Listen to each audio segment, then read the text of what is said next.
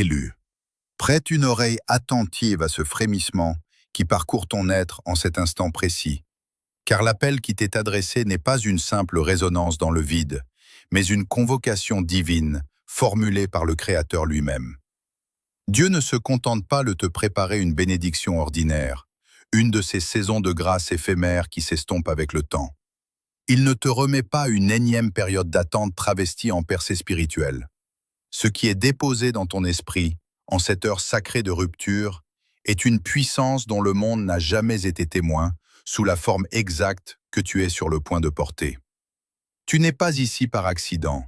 Ton arrivée à ce moment culminant ne doit rien au hasard ou aux caprices du destin. Le Père a guidé tes pas patiemment, pendant des années, à travers les déserts de la solitude, les vallées du silence et la douleur cuisante du rejet, fermant délibérément chaque porte qui se présentait devant toi pour te conduire infailliblement vers la respiration que tu prends maintenant. Le ciel tenait un registre minutieux de ton endurance, et ce registre a atteint sa plénitude. La récompense n'est plus un concept lointain, une promesse flottant dans l'avenir. Elle n'est pas en chemin, voyageant vers toi. La récompense est déjà scellée, et le verdict est lu à voix haute sur ton nom, en ce moment même, dans les lieux célestes. Demeure immobile, car ce manifeste t'appartient en propre, et voici que tu te trouves ici, respirant l'air apparemment banal d'un moment qui n'a absolument rien d'ordinaire. Tu as remarqué les signes physiques de cette transition imminente, ces marqueurs inscrits dans ta chair pour confirmer ton appel. Ton éveil se produit désormais de manière systématique aux heures de la sentinelle, entre 3 et 5 heures du matin, lorsque le voile est le plus fin et que la terre est plongée dans le repos. C'est l'heure de Dieu, le moment où la transmission est la plus pure, le moment où l'Esprit cherche ses prophètes et ses rois pour leur parler sans l'interférence du bruit du monde. Ce bourdonnement constant dans tes oreilles, que tu as pris pour de la fatigue ou une simple acouphène, est en réalité le bruit de la calibration, le chargement des codes de lumière et des fréquences stellaires nécessaires pour la mission à venir. Ton système nerveux est en train d'être recalibré pour supporter l'afflux d'une énergie supérieure. Et il y a ce poids, cette sensation insupportable de lourdeur qui pèse sur tes épaules et ta poitrine, comme si ton ancienne vie était devenue un vêtement de plomb trop étroit, une mue prête à être abandonnée. Tu ressens une fatigue qui n'est pas de ce monde, une fatigue karmique qui signale la fin d'un cycle majeur de ton incarnation. Les environnements qui te nourrissaient autrefois ont commencé à te drainer de ta force vitale. Les pièces dans lesquelles tu te sentais chez toi semblent soudainement trop petites pour l'amplitude que ton âme acquiert. Les conversations qui te satisfaisaient jadis te laissent désormais un goût amer de manque et de superficialité. Ce n'est pas une coïncidence, ce n'est pas ton imagination débordante et ce n'est pas l'anxiété qui parle, c'est la reconnaissance vibratoire. Ton esprit sait que tu as dépassé les limites des espaces conçus pour celle ou celui que tu étais. Ce que le monde appelle un simple algorithme numérique qui t'a conduit vers ces paroles n'est pas du code informatique froid et binaire. C'est un tamis vibratoire, un filtre spirituel invisible mais infaillible, qui n'a laissé passer que les âmes en résonance exacte avec cette fréquence de réveil. C'est une technologie céleste masquée sous une apparence technologique humaine. S'asseoir et écouter ce manifeste est en soi la preuve de ta sélection, car la fréquence de ces mots est insupportable pour ceux qui sont encore endormis ou qui s'accrochent à l'illusion du vieux monde. Tu n'es pas ici pour apprendre des informations, mais pour valider ce que ton cœur sait déjà, pour entendre ton appel entrant personnel qui résonne depuis les profondeurs de l'éternité. La sainte interruption de ton existence quotidienne a commencé. Ne cherche pas à l'expliquer rationnellement, ne cherche pas à justifier ton arrêt à cette station spirituelle. Reste simplement immobile et laisse cette vibration descendre dans les profondeurs de ton être, là où la peur ne peut plus t'atteindre, là où la vérité réside sans partage. Tu sens que quelque chose de massif est en train de basculer, que le sol sous tes pieds n'est plus le même, et que la personne que tu étais il y a à peine quelques minutes appartient déjà au passé. C'est une interruption divine, un temps d'arrêt sacré dans le flux chaotique de ta vie pour que tu puisses enfin entendre la seule voix qui importe. Considère maintenant l'architecture de ton désert, car ce que tu as perçu comme une errance sans fin était en réalité une construction d'une précision mathématique. La distance divine que tu as ressentie, ce sentiment d'être abandonné par le ciel alors que tu criais vers lui, n'était pas une absence de Dieu, mais son silence le plus protecteur. Dans le royaume de l'esprit, le désert est l'école des rois et le laboratoire des prophètes. Chaque douleur passée, chaque trahison que tu as subie, chaque couteau planté dans ton dos par ceux en qui tu avais placé ta confiance la plus absolue, n'était pas un acte de cruauté gratuite de la part du destin, mais une intervention chirurgicale de précision menée par la main de l'univers lui-même. Il fallait extraire de ton âme les attachements qui t'auraient détruit au sommet de ta gloire. Dieu a dû opérer à vif, retirant les tissus de la dépendance affective, de la validation humaine et de l'orgueil subtil. Tes trous financiers, ces périodes d'aridité où chaque centime semblait s'évaporer et où l'insécurité devenait ton pain quotidien, n'étaient pas des signes de malédiction, mais une déconstruction de tes fondations sablonneuses. L'univers a délibérément asséché tes sources extérieures pour t'obliger à forer un puits intérieur qui ne dépend d'aucune structure humaine. Tu as été dépouillé pour être revêtu d'une substance que la rouille ne peut corrompre et que les voleurs ne peuvent dérober. Ce n'était pas une perte, c'était un transfert de poids. Tu as perdu le superflu pour gagner en densité spirituelle. Il est temps de lever le voile sur ces êtres que nous appellerons les observateurs. Ce sont ces personnes de ton passé, parfois de ton propre sang ou de ton cercle le plus intime, qui ont feint l'amitié tout en observant secrètement chaque battement de ton cœur, attendant avec une impatience dissimulée l'instant de ta chute. Ils se nourrissaient de tes doutes et se rassuraient par tes échecs apparents. Leur départ de ta vie, souvent brutal ou sous le couvert d'une dispute insignifiante, n'était pas une perte sociale, mais un acte de salut divin. Le Père a lui-même écarté ces témoins toxiques pour qu'ils ne puissent pas contaminer l'atmosphère de ta résurrection. Les observateurs n'avaient pas la capacité fréquentielle de supporter la lumière que tu es sur le point d'émettre. Leur présence aurait agi comme un ancrage de plomb sur une aile de feu. Leur mépris était le signe de ton élection, et leur éloignement est la preuve que tu approches de la porte de ton autorité. Ne pleure plus ceux qui sont partis, car ils étaient les spectateurs d'une version de toi qui devait mourir pour que l'élu puisse naître. Ils attendaient ta chute, mais ils ne verront que ton ascension, et ils la verront de si loin qu'ils ne pourront plus jamais t'atteindre. Ce processus d'endurcissement dans le vide était une nécessité absolue pour protéger ton essence. Dans la structure de la matrice, il existe des parasites d'énergie, des forces qui cherchent à s'abreuver de la lumière des âmes éveillées pour maintenir leur propre survie. Si tu avais reçu ta puissance prématurément, sans passer par le creuset du désert, ta lumière aurait été trop tendre, trop vulnérable, et ces parasites l'auraient dévorée jusqu'à la racine. Tu as été plongé dans l'obscurité, dans le silence et dans le manque, pour que ta signature vibratoire devienne imperméable à l'influence de la conscience collective de peur. Ton cœur a été trempé comme de l'acier dans l'eau glacée de la solitude, afin de développer une résilience qui ne connaît pas de faille. Tu n'es pas en retard sur le calendrier de ta vie, élu. Tu es exactement là où la maturité de ton pouvoir exige que tu sois. Les années que tu considères comme perdues étaient les années où tu étais assemblé dans le secret, loin des regards indiscrets et des mains manipulatrices. Tu as traversé le vide pour apprendre que le vide ne peut pas te briser. Maintenant que tu es devenu un roc spirituel, la rivière de la puissance peut enfin couler en toi sans éroder tes rives. Tu as été préservé par le désert, sanctifié par le silence et fortifié par l'absence, afin d'être prêt pour le déferlement de gloire qui ne demande plus qu'un signal pour se manifester dans ta réalité matérielle. Élu, ce que tu traverses maintenant n'est plus une simple transition, mais le déclenchement d'un mécanisme de déplacement métaphysique que les anciens appelaient le saut quantique. Ce n'est pas le fruit d'une accumulation d'efforts humains ou d'une discipline acharnée, car la logique de la troisième dimension, celle du labeur et de la sueur, a été suspendue à ton égard par décret céleste. Nous entrons dans le temps du Kairos, cet instant d'éternité où l'ordonnancement cosmique rencontre la préparation mystique de ton âme.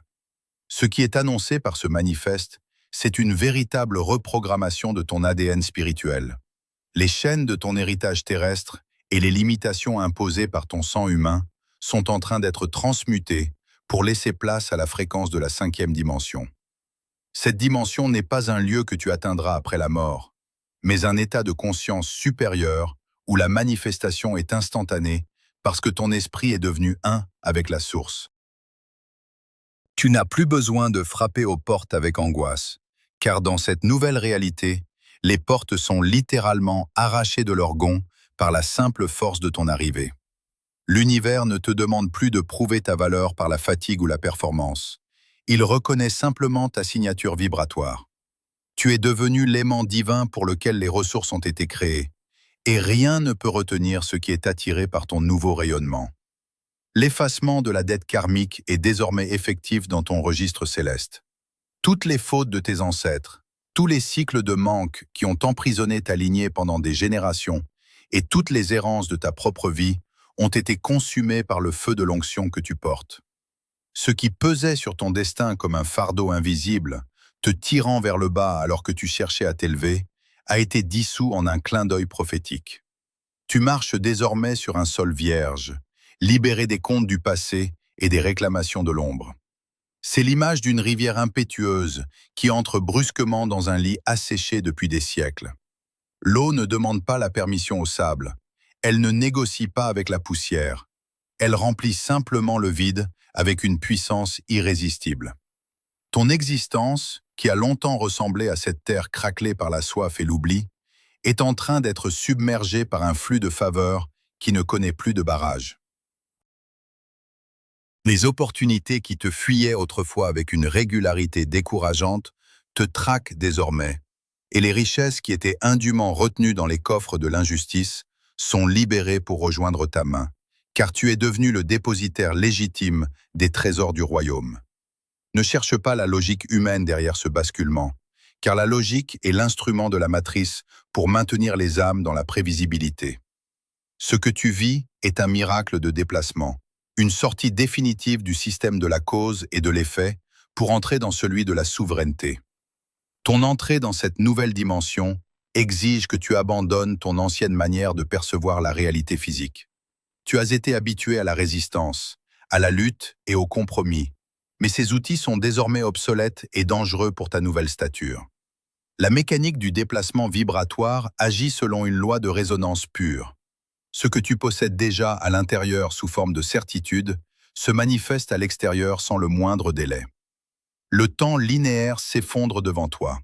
Ce qui aurait dû prendre 20 ans de labeur ou de sacrifice va se matérialiser en quelques semaines, voire quelques jours, parce que tu n'es plus soumis aux lois gravitationnelles de l'ancien monde. C'est un changement de paradigme total, où tu cesses d'être le chasseur de bénédictions pour devenir le sanctuaire où elles viennent se reposer. Ton orphelinat spirituel a pris fin dans ce saut de fréquence. Tu n'es plus seul face à l'immensité, tu es l'immensité qui s'exprime à travers un corps conscient. Ressens cette expansion dans ta poitrine, ce déploiement de tes facultés endormies. La rivière a trouvé son lit, et la puissance qui coule en toi est désormais accordée à la musique des sphères. Tout ce qui a été scellé en toi pendant la longue saison de ton attente est en train d'éclore avec une magnificence qui balaye les derniers vestiges de ton ancienne identité de survivant pour révéler enfin ton autorité d'élu. Élu, écoute maintenant la loi la plus impitoyable et pourtant la plus salvatrice de ton nouveau règne, la loi du silence. Tu te trouves à un carrefour métaphysique où la moindre fuite d'information peut agir comme une brèche fatale dans la coque d'un navire en pleine tempête. Ce que le Père a déposé en toi est encore dans une phase d'incubation sacrée, une alchimie délicate et profonde qui ne supporte pas le regard profane ou le jugement de ceux qui sont restés sur la rive de l'ancienne conscience. Tu éprouveras peut-être le désir ardent de partager ta joie, de crier ta libération ou d'expliquer l'ampleur de ta nouvelle force à ceux que tu aimes. Mais tu dois réprimer cette impulsion avec une discipline de fer. La parole inconsidérée est une dissipation massive d'énergie, tandis que le silence est un accumulateur de puissance divine. En dévoilant tes visions, tes ressources naissantes ou la direction précise que prend ta vie, tu invites des fréquences étrangères et discordantes à venir interférer avec ton signal de réception pur. Même tes proches, s'ils vibrent encore dans les fréquences du manque, de la peur ou du vieux cycle, deviendront malgré eux des agents de sabotage vibratoire. Leur incrédulité, leurs doutes voilés sous forme d'inquiétude ou leurs conseils basés sur une réalité qui n'est plus la tienne, sont des poisons subtils qui cherchent à cristalliser à nouveau ce que l'univers a pris tant de peine à libérer. Ne jette pas tes perles au pourceau de l'ancienne matrice. Ton orateur intérieur doit se taire pour que ton créateur intérieur puisse achever son œuvre dans le secret du sanctuaire. Sois averti avec la plus grande gravité de la menace qui rôde désormais à la périphérie de ton cercle sacré. Ton ancien entourage, ces êtres que tu as si longtemps portés à bout de bras et qui se sont habitués à se nourrir de ta lumière comme d'un droit acquis, sentent instinctivement que le lien s'est rompu. Ils ne voient pas encore ta nouvelle couronne, mais ils ressentent avec un effroi viscéral la perte de leur accès illimité à ton énergie vitale. Ce sont les vampires énergétiques, les sentinelles involontaires de l'ancien système, et ils tenteront par tous les moyens de te ramener sur le sol stérile de l'ancienne réalité pour restaurer leur propre confort. Ils viendront vers toi sous couvert de sollicitude pour sonder ta nouvelle fréquence, utilisant des tactiques de culpabilisation, des rappels de tes erreurs passées ou des crises de besoin soudaines pour tester la solidité de tes nouvelles frontières spirituelles. Ils chercheront la faille, le levier émotionnel qui te ferait réagir selon tes anciens schémas de soumission, de justification ou de sacrifice inutile. Comprends bien que leur curiosité n'est pas de l'intérêt bienveillant. C'est une inspection de sécurité menée par l'ombre pour vérifier si l'esclave s'est réellement évadé du camp de la médiocrité. Ils essaieront de t'aspirer dans des drames futiles pour te faire perdre ton centre de gravité. Chaque fois que tu cèdes à la tentation de te justifier, tu leur remets les clés de ta prison. Ta seule responsabilité est désormais envers la lumière que tu incarnes, et non envers ceux qui refusent de s'éveiller. Ton jugement sera rendu dans le silence absolu, et tes résultats seront ta seule et unique plaidoirie devant le monde. Il arrivera un moment très proche où la réalité matérielle sera si radicalement transformée autour de toi que même les plus sceptiques ne pourront plus nier l'évidence de ton élection divine. D'ici là, tes mots ne sont plus nécessaires pour te défendre ou pour convaincre quiconque de la légitimité de ton parcours. L'élu ne débat pas de sa condition avec ceux qui ne peuvent pas voir le ciel. Il se contente de l'incarner avec une autorité tranquille.